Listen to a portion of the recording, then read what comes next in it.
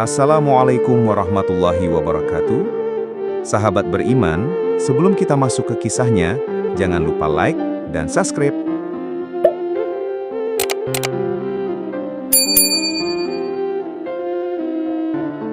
Bismillahirrahmanirrahim. Memang benar, dakwah Nabi Muhammad SAW justru menjadi ancaman besar bagi para penguasa Jazirah Arab, terutama para pembesar suku Quraisy di Mekah.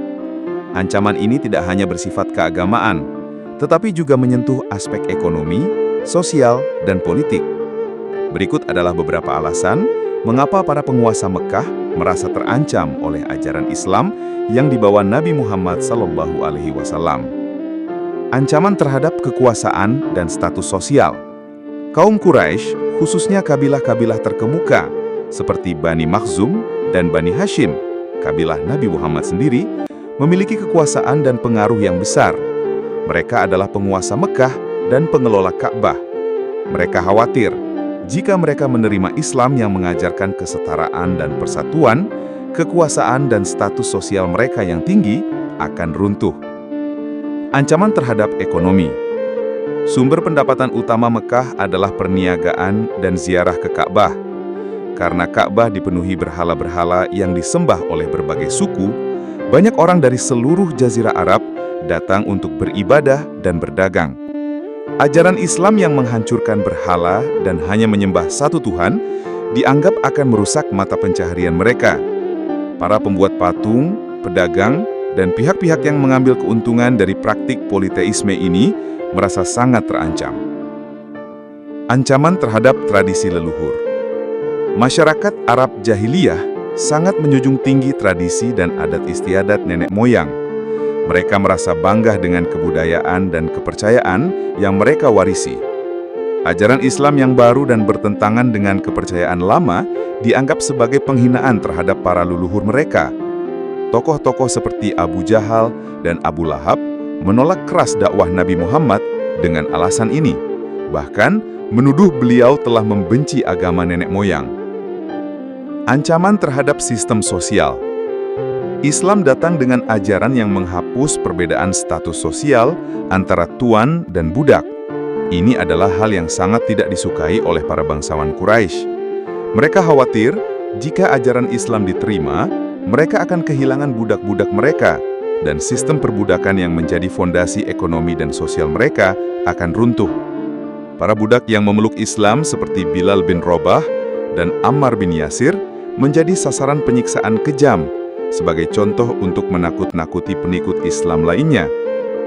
Karena alasan-alasan di atas, para pembesar Quraisy melakukan berbagai cara untuk menghentikan dakwah Nabi Muhammad SAW. Di antaranya, penyiksaan dan kekerasan fisik. Mereka menyiksa dan mengintimidasi para pengikut Nabi, terutama mereka yang berasal dari golongan lemah dan budak. Boikot sosial dan ekonomi. Mereka melakukan boikot total terhadap Bani Hashim dan Bani Muthalib selama 3 tahun, mengucilkan mereka dari segala bentuk interaksi sosial dan perdagangan. Propaganda dan fitnah. Mereka menyebarkan berita bohong, tuduhan palsu, dan ejekan untuk merusak reputasi Nabi Muhammad di mata masyarakat. Upaya negosiasi dan penyuapan. Mereka bahkan mencoba menawarkan kekayaan, kekuasaan, dan wanita kepada Nabi, dengan syarat beliau mau menghentikan dakwahnya. Namun tawaran tersebut ditolak mentah-mentah. Upaya pembunuhan.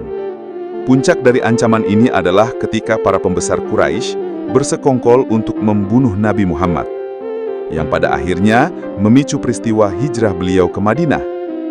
Ancaman dan perlawanan ini menunjukkan betapa besar perubahan yang dibawa oleh ajaran Islam, sehingga para penguasa yang memegang teguh tradisi lama merasa sangat terusik dan terancam.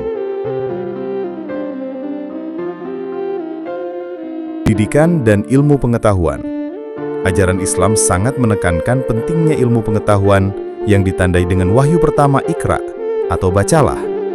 Hal ini memicu perkembangan ilmu pengetahuan, filsafat, dan peradaban yang kelak dikenal sebagai zaman keemasan Islam.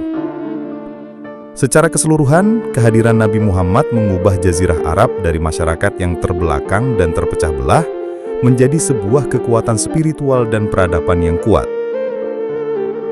Diinterpretasikan dalam beberapa cara, baik dari sudut pandang sejarah maupun idealisme keagamaan.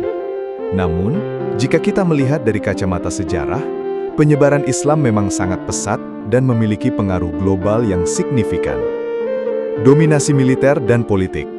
Pada masa awal setelah wafatnya Nabi Muhammad SAW, para khalifah penerusnya, Khulafaur Rasyidin, dan dinasti-dinasti berikutnya, seperti Umayyah dan Abbasiyah, berhasil menaklukkan wilayah yang sangat luas.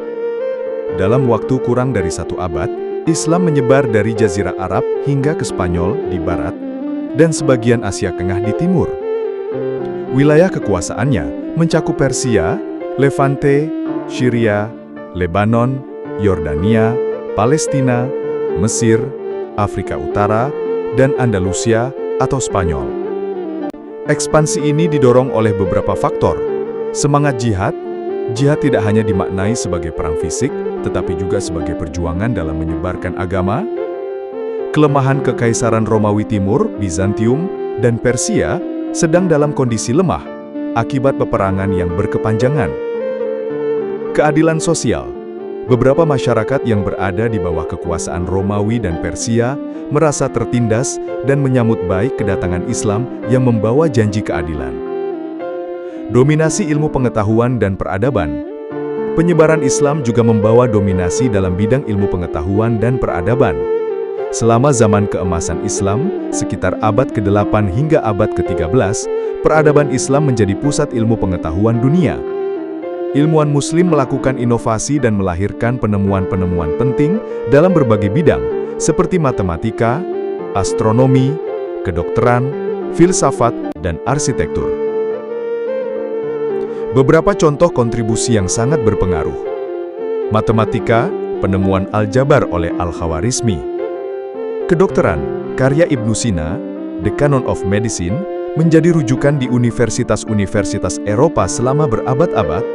Filsafat, terjemahan karya-karya filsuf Yunani kuno ke dalam bahasa Arab yang kemudian diterjemahkan kembali ke dalam bahasa Latin, sangat mempengaruhi Renaissance di Eropa. Penyebaran budaya dan agama. Meskipun kekuasaan politik Islam mengalami pasang surut, penyebaran ajaran dan budaya Islam terus berlanjut hingga kini. Agama Islam menyebar ke wilayah-wilayah yang tidak ditaklukkan secara militer, seperti Asia Tenggara, melalui jalur perdagangan dan dakwah. Indonesia, sebagai negara dengan populasi Muslim terbesar di dunia, adalah contoh nyata dari penyebaran Islam tanpa penaklukan militer. Secara ringkas, istilah menguasai dunia tidak hanya bisa diartikan sebagai dominasi militer, tetapi juga sebagai dominasi ideologis, kultural, dan intelektual yang secara signifikan membentuk peradaban global. Pengaruh Islam, baik dari sejarah politiknya maupun sumbangan peradaban ilmu pengetahuannya, telah meninggalkan jejak yang tak terhapuskan di dunia.